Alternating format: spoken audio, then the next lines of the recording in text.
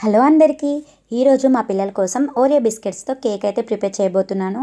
చాలా అంటే చాలా సింపుల్గా ఉంటుందండి ప్రాసెస్. అలానే టేస్ట్ కూడా చాలా బాగుంటుంది. ఒకసారి మీరు కూడా తప్పకుండా ట్రై చేయండి. పిల్లలు చాలా ఇష్టంగా తింటారు.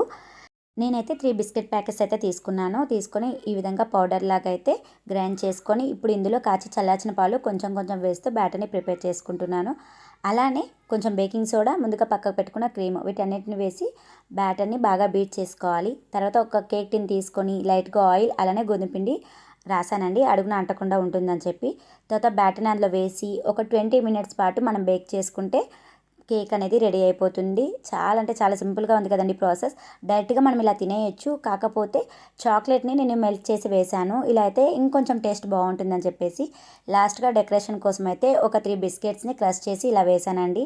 ఫైనల్గా కేక్ అయితే రెడీ అయిపోయింది. మా పిల్లలకి చాలా బాగా నచ్చిందంట. మీరు కూడా ఒకసారి ట్రై చేయండి.